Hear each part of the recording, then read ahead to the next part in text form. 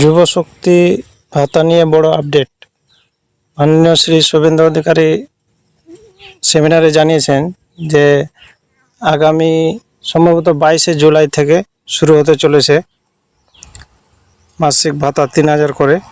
Graduation করেছেন, graduation certificate আছে তাদের 3000, এবং অন্যান্য যারা এইচএস বা মাধ্যমিক পাস তাদের 2000 করে মাসিক ভাতা আপনারা পেতে চলেছেন।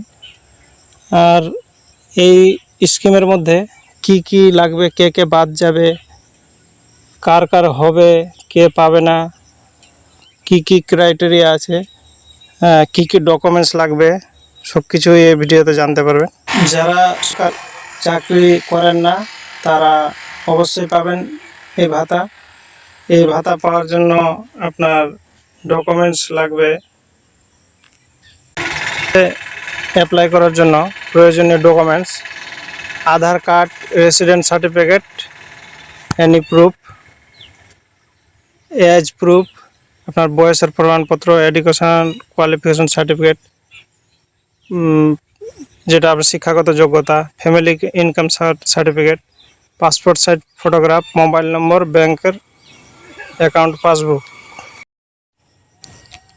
আগামী 22শে জুলাইয়ের আগেই এইসব কাগজপত্র আপনারা তৈরি করে রাখুন, যাতে ফর্ম ফিল আপের সঙ্গে সঙ্গে আপনারা প্রথম দিনই অ্যাপ্লাই করে দিতে পারেন। পরে আবার সার্ভার ডাউন থাকতে পারে, সেজন্য বিস্তারিত জানিয়ে দেওয়া হবে এই চ্যানেলে। আপনারা সঙ্গে থাকুন।